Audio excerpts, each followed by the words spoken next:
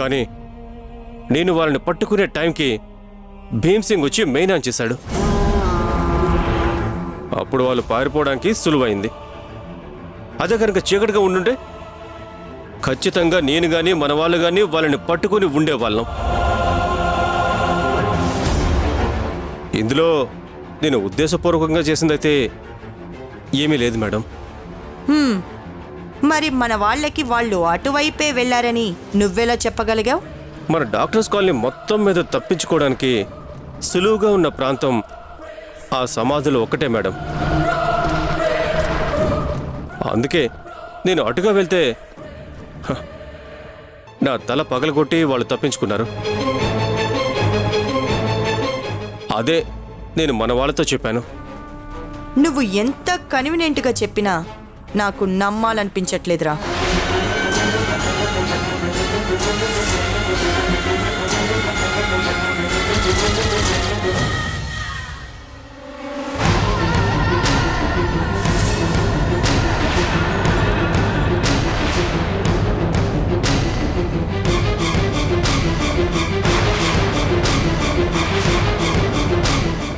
ఏంట్రా, నన్నే చంపేస్తావా? లేదు మేడం, మీరే నన్ను చంపేయండి. నన్ను చిన్నప్పటి నుంచి పెంచి పెద్ద చేసింది మీరు. మీ సామ్రాజ్యం పెరుగుతూ ఉంటే దాంట్లో నేను పెరిగాను. ఎన్ని సంవత్సరాలు నా మీద రాని అనుమానం మీకు ఇప్పుడొచ్చింది. నేనింకా బ్రతుకుండి ఏం లాభం మేడం? చంపేయండి, నన్ను చంపేయండి మేడం.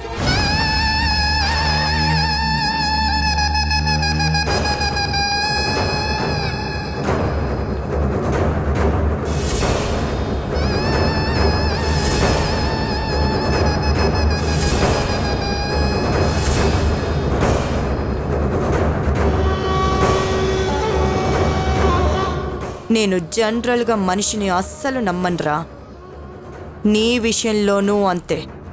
నాకు ఇంకా నమ్మాలనిపించడం లేదు.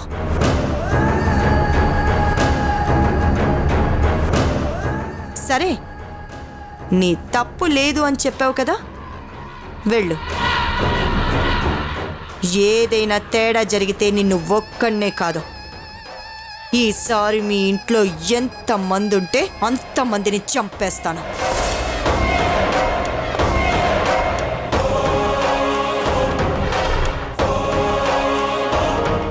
ఆ ఛాన్స్ మీకు రానివ్వను మేడం.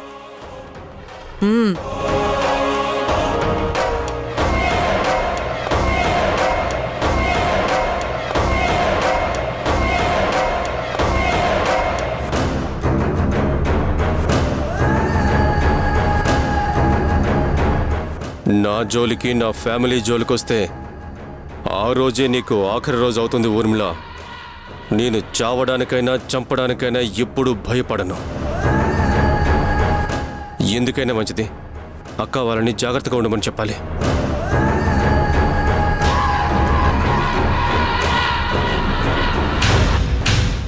రేయ్, నువ్వు వాణ్ణి ఫాలో చేయి. అలాగే మేడం.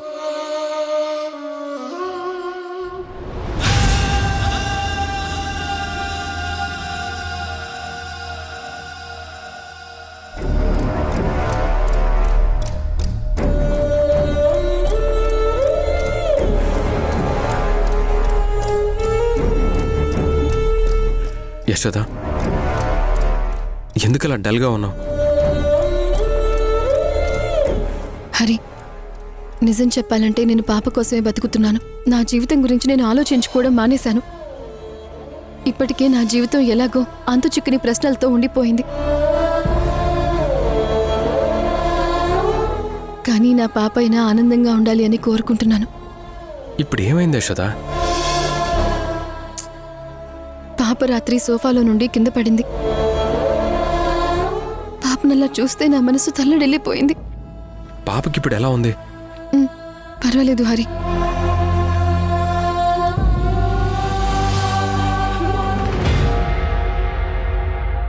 యశోద, నేను ఇలా మాట్లాడుతున్నాను, నువ్వేమీ అనుకోకు. నేను ఫ్యాక్ట్స్ మాట్లాడబోతున్నాను. నీ పాప నీకు దూరంగా ఉందనే ఒకే ఒక దిగులు తప్పితే నీకింకేమైనా పాప విషయంలో బాధ ఉందా? ఎందుకంటే నీ బిడ్డ చాలా రిచ్ వాతావరణంలో పెరుగుతుంది. అటువైపు ఊర్మిళ కానివ్వు, ఊర్మిళ కూతురు నీరజ, సంజయ్ ఎవరైనా కానివ్వు, అందరూ ఆ పాపను చాలా ఆప్యాయంగా చూసుకుంటున్నారు. ఇవాళ కాకపోతే రేపైనా మన బిడ్డని మనం తీసుకురావచ్చు.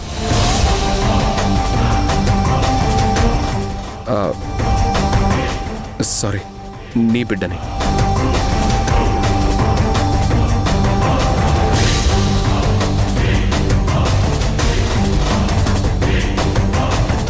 యశోద, ఇప్పుడున్న సిచ్యువేషన్లో నువ్వు ఆలోచించాల్సింది అసలు నీకు గర్భం ఎలా వచ్చింది, దానికి కారకులెవరు, అసలు ఈ ఊర్మిళెవరు, ఈ ఊర్మిళ నిన్నే ఎందుకు పిక్ చేసుకుంది, వీటన్నిటి గురించి నువ్వు ఎక్కువగా ఆలోచించాలి.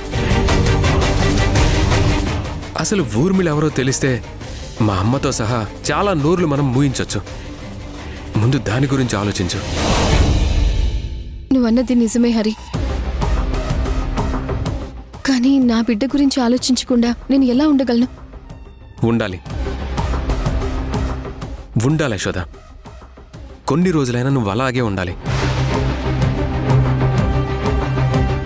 నీ చుట్టూ ఉన్న చిక్కుముడులు విడితే నీ కూతురు దగ్గరికి నీకు రహదారి దొరుకుతుంది. బాగా ఆలోచించు.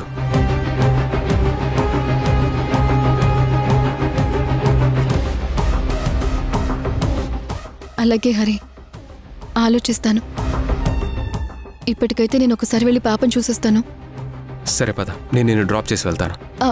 పర్లేదు హరి, నువ్వు మీ నాన్నమ్మ దగ్గరే ఉండు. అనవసరంగా మీ ఇంట్లో వాళ్ళ మనసు నొప్పించుకు.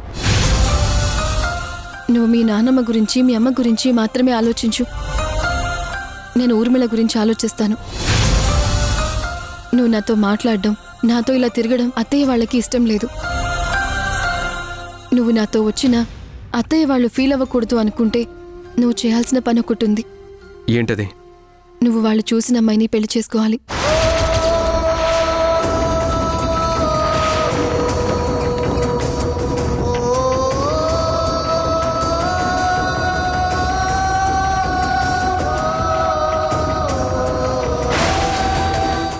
నేను నిన్ను పెళ్లి చేసుకుందాం అనుకున్నాను యశోద. నువ్వేంటి వేరే వాళ్ళని పెళ్లి చేసుకోమంటావు? నా మనసులో నువ్వున్నావు. నా పెళ్ళంటూ జరిగితే నీతోనే జరుగుతుంది.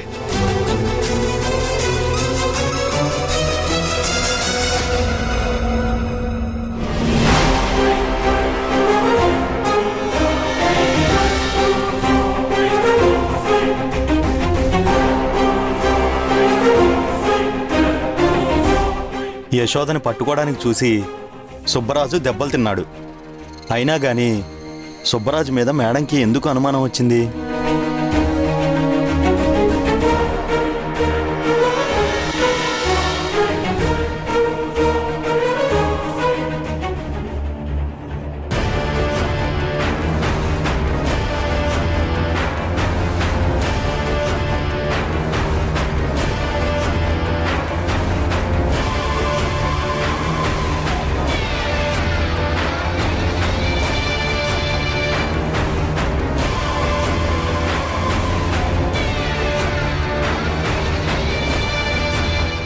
నేను చెప్పిన దాని గురించి ఆలోచించు హరి. వెళ్ళొస్తాను.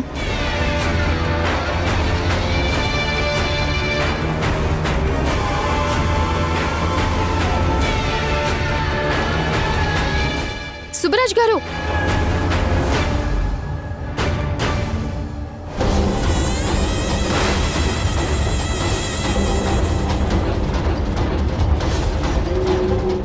ఇక్కడ యశోద ఉందేంటి?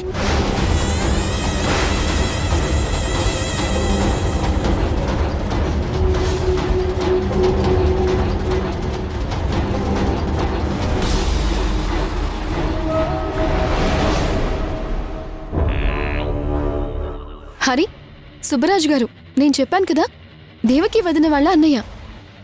హాయ్ సుబ్బరాజు గారు. హాయ్ అండి. మీ పేరు చూస్తేనేమో సుబ్బరాజు అని ఓల్డ్గా ఉంది, కానీ మీరు చాలా యంగ్గా ఉన్నారు.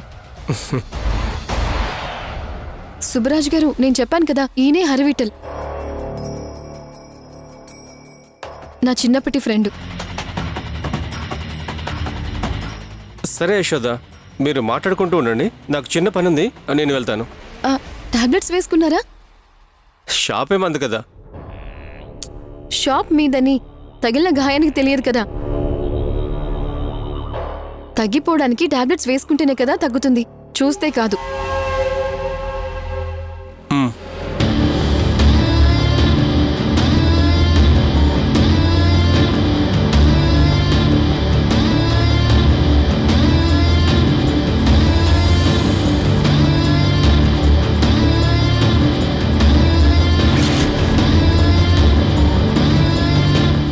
అలాగే వేసుకుంటాను. సరే, బయలుదేరుతాను. బాయ్ అండి.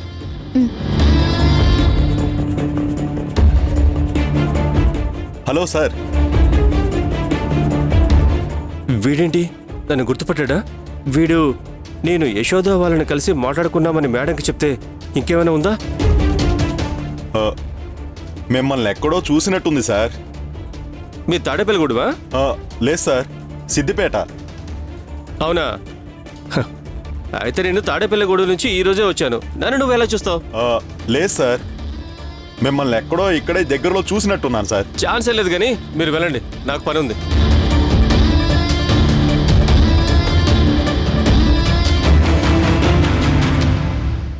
సరే హరి, నేను బయలుదేరుతాను. నేనిప్పుడు గూడానికి వెళ్తాను. నువ్వు మీ నాన్నమ్మ దగ్గరికి వెళ్ళు. డాక్టర్ ఈరోజు డిశ్చార్జ్ చేస్తామన్నారు కదా. అలాగే యశోద, మళ్ళీ ఒకసారి చెప్తున్నాను, నువ్వు మా అమ్మ వాళ్ళ మాటలేమీ పట్టించుకోకు.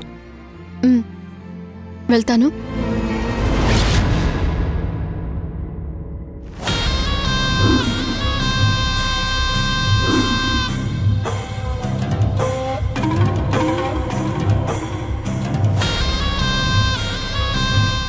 సారంగి,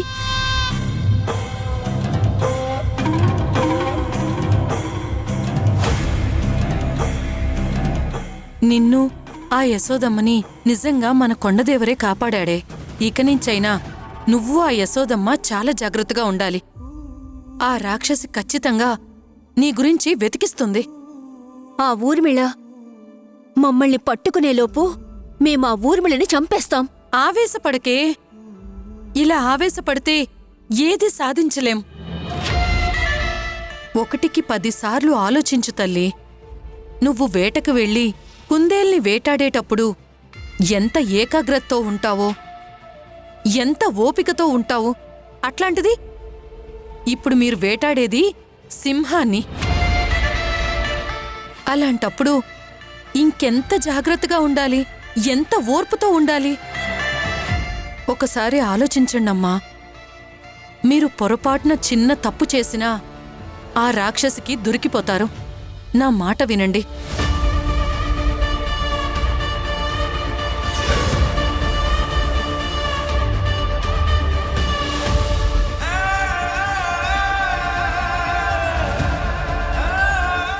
ఏంటి తల్లి అలా ఉన్నావు?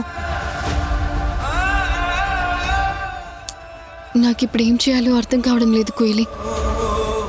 ఇన్ని రోజులుగా నేను నా బిడ్డకి దగ్గరగా ఉంటూ వచ్చాను, కానీ ఇప్పుడు నా బిడ్డ దగ్గరికి వెళ్ళలేని పరిస్థితి.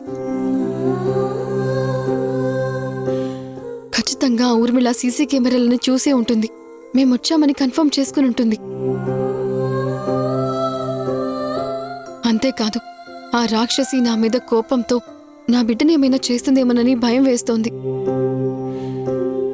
నువ్వంటున్నది నిజమే తల్లి. నేను కూడా సారంగికి ఇప్పటిదాకా ఇదే చెప్తున్నాను. ఒక్కరు కంటపడ్డా ఆ రాక్షసి మిమ్మల్ని చంపేస్తుంది అని. అలా అని నా బిడ్డకి నేను దూరంగా ఉండలేను కదా. నీ బాధను నేను అర్థం చేసుకోగలనమ్మా. నీ బిడ్డకి నువ్వు దగ్గరగా ఉండాలి అంటే ఊర్మిళకు కూడా నువ్వు దగ్గరగా ఉండాలి. కానీ ఊర్మిళ నిన్ను గుర్తుపట్టకూడదు. అలా ఎలా కుదురుతుంది కోయిలి? నేను అదే ఆలోచిస్తున్నానమ్మా.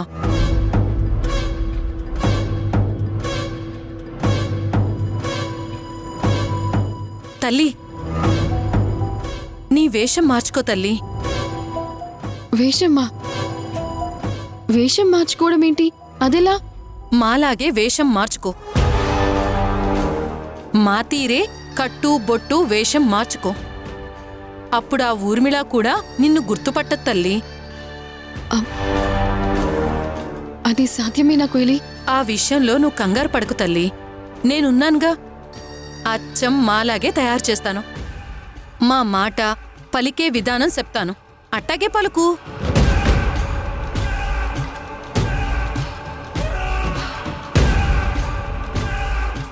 అలాగే కోయిలి.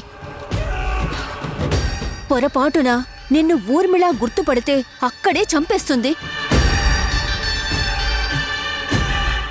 ఇప్పుడు నేను నా పాపకి దూరంగా బ్రతికే ఉన్నా చచ్చినట్టే సారంగి. అందుకే నేను నా బిడ్డకి దగ్గరగానే వెళతాను. చస్తే నా బిడ్డ చూస్తూనే చేస్తాను. పద, నన్ను మీలాగా రెడీ చేదురు గాని. అట్టాగే తల్లి, పదండి.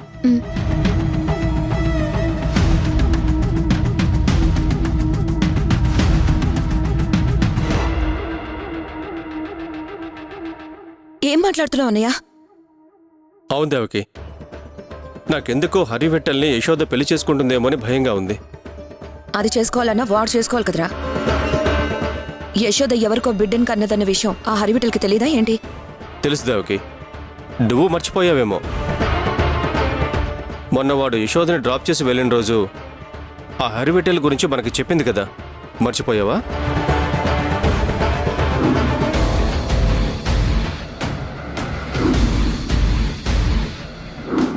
వాళ్ళమ్మ నేను అత్తయ్య అని పిలిచేదాన్ని. తను నాకు మంచి ఫ్రెండ్, సైంటిస్ట్ కూడా. నన్ను ఈ ప్రపంచంలో అర్థం చేసుకునే అతి కొద్ది మందిలో హరివిట్టల్ ముందు వరుసలో ఉంటాడు. అయినా వాడెందుకు చేసుకుంటున్నాడు? అది కాదు దేవకి, హరివెట్టెలకి యశోద నా గురించి చాలా గొప్పగా చెప్పింది. వాడు యశోదని ప్రేమించాడు అని అయితే నేనైతే అనుకోను. ఎందుకంటే తాను ప్రేమించిన అమ్మాయి వేరే మగాడి గురించి చెబుతూ ఉంటే ఏ అబ్బాయి తట్టుకోలేడు. కానీ ఆ హరివెట్టెల్లో ఎలాంటి ఫీలింగ్స్ లేవు. అలాగని యశోద వాడిని ప్రేమిస్తున్నట్టు నాకిప్పటి వరకు ఎప్పుడూ కనిపించలేదు. కానీ నా మనసు మాత్రం ఎందుకో ఆ హరివెట్టెల యశోదలు పెళ్లి చేసుకుంటారనే చెప్తుంది దేవకి. రే అన్నయ్య, నీకేమైనా పిచ్చి పట్టిందా? నువ్వే రెండు రకాలుగా మాట్లాడుతున్నావు. యశోద మనసులో ఏమున్నా, ఆ హరివిట్టల మనసులో ఏమున్నా సరే నీకు అనవసరం.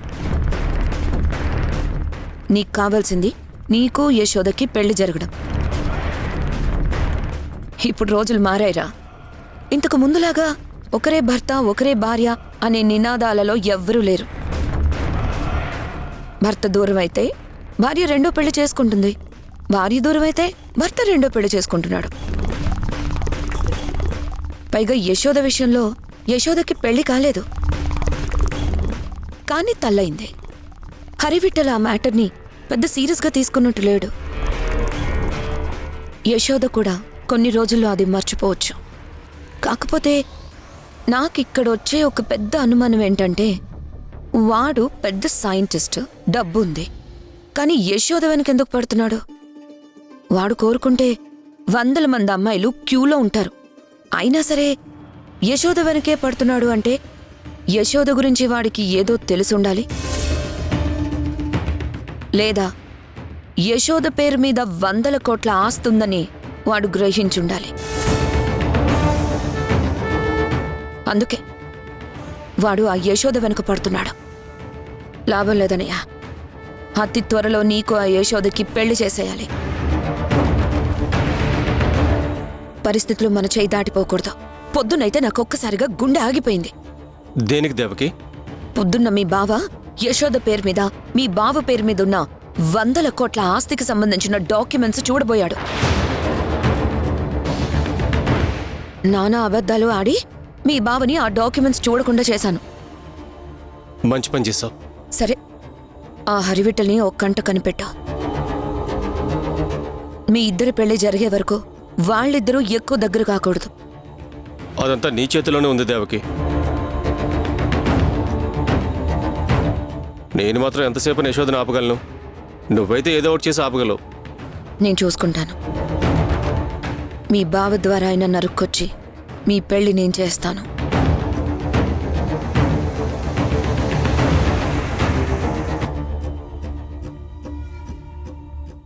చిచ్చి ఓ నాన్నా ఏంటి ఆ? చిచ్చిచ్చి చిచ్చిచ్చు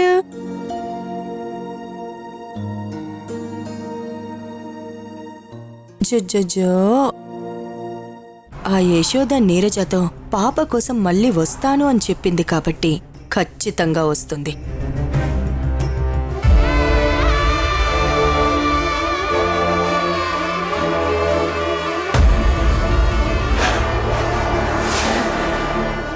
ఈసారి యశోద వచ్చినప్పుడు మాత్రం దాన్ని ప్రాణాలతో బయటికి పంపించకూడదు.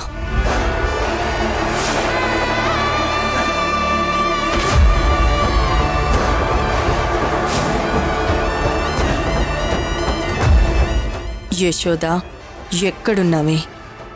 నా ఇన్నేళ్ల కెరియర్లో నన్ను ఎవ్వరూ ఇంతలా భయపెట్టలేదు. నా నీడని టచ్ చెయ్యాలన్నా కూడా భయపడ్డారు. అలాంటిది నువ్వు ధైర్యంగా నా ఇంటికొచ్చావు, నా హాస్పిటల్కి వచ్చావు.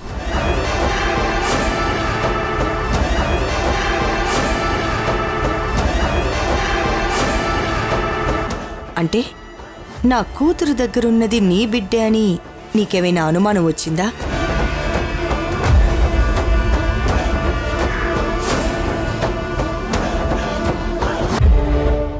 లేకపోతే నువ్వు కేవలం నా కోసం నా వెనుక తిరుగుతున్నావా?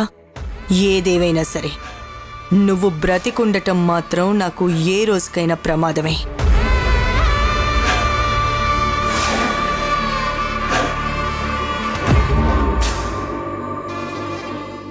ఎక్కడున్నావే? త్వరగా నా కళ్ళ ముందుకి రా.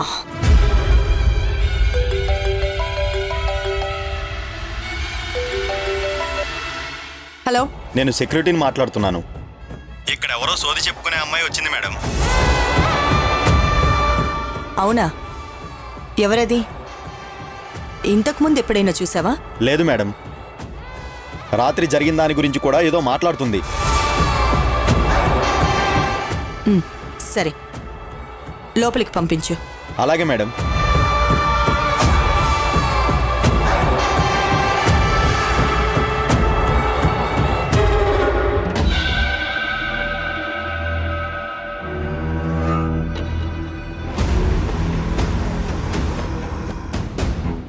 జరిగింది చెప్తాను, జరగబోయేది చెప్తాను, జరుగుతున్నది చెప్తాను. వచ్చిలా కూర్చో. అట్టాగేనమ్మా. ఈ ఊర్మిళ్ళని ఎలాగైనా నమ్మించాలి. నీ పేరేం పేరు? నిన్ను మా మమ్మీ పేరడుగుతోంది.